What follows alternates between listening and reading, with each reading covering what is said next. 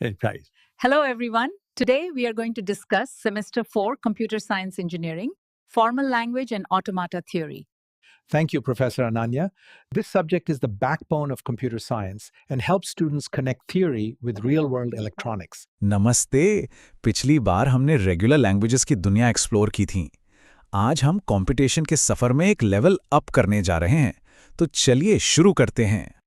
अच्छा, कोड लिखते वक्त ऐसी लाइंस तो रोज ही देखते हैं, है ना? Parenthesis, curly braces, square brackets, ये सब तो जैसे प्रोग्रामिंग के बेस्ट फ्रेंड्स हैं। पर कभी सोचा है कि जब हम कोड कंपाइल करते हैं तो कंप्यूटर को आखिर पता कैसे चलता है कि हर खुला हुआ ब्रैकेट आखिर में ठीक से बंद हुआ है या नहीं? ये इतना स्मार्ट कैसे है? और पता है, यहां आके ना हमारे पुराने टूल्स यानी फाइनाइट ऑटोमेटा फेल हो जाते हैं। क्यों? क्योंकि उन्हें याद नहीं रहता कि पहले कौन सा ब्रैकेट खुला था। उनके पास इस नेस्टिंग को समझने के लिए मेमोरी नहीं है। तो ये बिल्कुल साफ है कि सिंपल रूल्स से अब काम नहीं चलने वाला। हमें एक ज्यादा पावरफुल, एक बेहतर रूल बुक की जरूरत है जो ऐसे नेस्टेड स्ट्रक्चर्स को डिफाइन कर सके। और यहीं पर सीन में एंट्री होती है कॉन्टेक्स्ट फ्री ग्रामर की, यानी CFG। ये बेसिकली रूल्स का एक सेट है जो किसी लैंग्वेज के सारे पॉसिबल स्ट्रिंग्स बना सकता है। इसके 4 मेन प्लेयर्स हैं: वेरिएबल्स, टर्मिनल्स, रूल्स और एक स्टार्ट सिंबल जहां से सारी कहानी शुरू होती है। इसे समझने का सबसे अच्छा तरीका है अपनी हिंदी ग्रामर सोचो।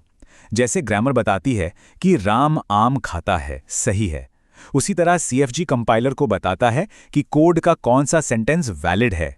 सिंपल। चलो एक छोटा सा एग्जांपल देखते हैं। मान लो हमें NB लैंग्वेज चाहिए जिसमें A और B बराबर हों। हम S से शुरू करते हैं।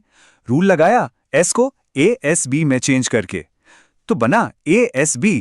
फिर से लगाया तो बना AASBB, और आखिर में S एप्सिलॉन वाला रूल यूज करके S को गायब कर दिया और बूम, मिल गया AABB, एक परफेक्ट स्ट्रिंग। तो ठीक है, रूल से स्ट्रिंग तो बन गई, पर जब CFG से कोई स्ट्रिंग बनती है तो उसका स्ट्रक्चर आखिर दिखता कैसा है? इसका जवाब है पार्स ट्री। ये एक डेरिवेशन का, समझ लो, एक विजुअल ब्लूप्रिंट है। एक ट्री जैसा स्ट्रक्चर जो दिखाता है कि स्टार्ट सिंबल से फाइनल स्ट्रिंग तक हम किन किन रूल्स से गुजरे। लेकिन अब कहानी में एक ट्विस्ट है। क्या हो अगर एक ही स्ट्रिंग के, जैसे कि A+A × A, एक से ज्यादा ब्लूप्रिंट, मतलब एक से ज्यादा पार्स ट्री बन जाएं? देखो, पहला पार्स ट्री कहता है कि भाई पहले A+A को जोड़ो और फिर जो रिजल्ट आए उसे A से मल्टीप्लाई करो, मतलब यहां प्रायोरिटी एडिशन को मिल रही है। और अब देखो दूसरा पार्स ट्री, ये बिल्कुल अलग बात कह रहा है। इसके हिसाब से पहले A × A मल्टीप्लाई होना चाहिए और फिर रिजल्ट को पहले वाले A में ऐड करना है। यहां प्रायोरिटी मल्टीप्लिकेशन को मिल रही। एक स्ट्रिंग, लेकिन मतलब दो? कंपाइलर्स के लिए ये एक बहुत बड़ी कंफ्यूजन है। अगर उसे आगे क्या करना है ये आगे ही पता ना हो तो सही कोड कैसे बनेगा? कंप्यूटर साइंस में इसी प्रॉब्लम को एम्बिग्विटी कहते हैं। तो अब ये साफ है कि हमें सिर्फ एक बेहतर रूल बुक यानी CFG ही नहीं, बल्कि एक ऐसी मशीन भी चाहिए जो इन रूल्स को समझ सके। एक ऐसी मशीन जिसके पास थोड़ी मेमोरी हो। और यहां आता है इस कहानी का हीरो, पुश डाउन ऑटोमेटा यानी PDA। सोचो, ये फाइनाइट ऑटोमेटा का ही अपग्रेड है जिसके पास एक एक्स्ट्रा सुपर पावर है, और वो सुपर पावर है एक स्टैक जो मेमोरी का काम करता है। स्टैक को समझने के लिए शादी में रखी हुई प्लेट्स का ढेर इमेजिन करो। आप ऊपर प्लेट रखते हो और ऊपर से ही उठाते हो, है ना? PDA भी वही करता है। जब जैसा ओपनिंग ब्रैकेट आता है तो वो स्टैक में एक निशान डाल देता है, इसे कहते हैं पुश। जब जैसा क्लोजिंग ब्रैकेट आता है तो वो ऊपर से एक निशान हटा देता है, इसे कहते हैं पॉप। और स्ट्रिंग के एंड में अगर स्टैक खाली हो गया तो इसका मतलब सब कुछ ठीक है, स्ट्रिंग एक्सेप्टेड।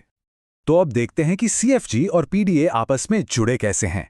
ये समझ लो, एक ही कहानी के दो पहलू हैं। एक रूल बुक है तो दूसरा उस रूल बुक को फॉलो करने वाली मशीन। CFG का हर रूल PDA के एक एक्शन के बराबर है। जैसे S = ASB का मतलब है A पढ़ो, कुछ पुश करो, B पढ़ो और पॉप कर दो। इसका मतलब तो ये हुआ कि जहां CFG है वहां PDA भी है। तो क्या हर कॉन्टेक्स्ट फ्री ग्रामर के लिए एक पुशडाउन ऑटोमेटन बनाया जा सकता है? हाँ, बिल्कुल। अब जो लैंग्वेजेस CFG से बनती हैं, यानी कॉन्टेक्स्ट फ्री लैंग्वेजेस, उनके पास भी अपनी सुपर पावर्स हैं। हम इन्हें क्लोजर प्रॉपर्टीज कहते हैं। मतलब अगर आप दो CFLs का यूनियन, कंकैटिनेशन या क्लीन स्टार करेंगे तो जो रिजल्ट आएगा वो भी एक CFL ही होगा। लेकिन जैसा कहते हैं, हर हीरो की कोई ना कोई कमजोरी होती है। CFLs की कमजोरी का नाम है pumping lemma for context free languages. ये एक पावरफुल टूल है जो हमें ये प्रूव करने में हेल्प करता है कि कौन सी लैंग्वेज कॉन्टेक्स्ट फ्री नहीं है। ये लेमा साबित करता है कि ANB CN जैसी लैंग्वेज, जहां A, B और C तीनों बराबर होने चाहिए, वो कॉन्टेक्स्ट फ्री नहीं हो सकती। क्यों? क्योंकि PDA का बेचारा एक स्टैक A और B की गिनती तो बराबर रख लेगा, पर जब C की बारी आएगी, उसकी मेमोरी खत्म। एक स्टैक 3 अलग चीजों का काउंट नहीं लग सकता। तो चलिए एकदम फटाफट रिकैप करते हैं। प्रॉब्लम थी नेस्टेड स्ट्रक्चर्स की, सॉल्यूशन निकला एक नई रूल बुक CFG और एक मेमोरी वाली मशीन PDA। हमने देखा कि पार्स ट्रीज डेरिवेशन को विजुलाइज करते हैं और एम्बिग्विटी की प्रॉब्लम को सामने लाते हैं, और आखिर में पंपिंग लेमा ने हमें PDA की लिमिटेशंस दिखाई। और ये कॉन्सेप्ट सिर्फ किताबी बातें नहीं हैं। हम जो पाइथन या जावा कंपाइलर्स यूज करते हैं, जो सिरी या गूगल असिस्टेंट को कमांड देते हैं, उन सब के पीछे यही रूल्स और मशीन्स काम कर रहे हैं। ये मॉडर्न टेक्नोलॉजी के हिडन इंजन्स हैं। तो यहाँ एक बहुत बड़ा सवाल उठता है, अगर एक पुश डाउन ऑटोमेटा भी AN, BN, CN को नहीं समझ सकता, तो फिर कौन समझेगा? क्या इससे भी कोई ज्यादा पावरफुल मशीन है? आगे क्या है? इस सवाल पर सोचते रहिएगा।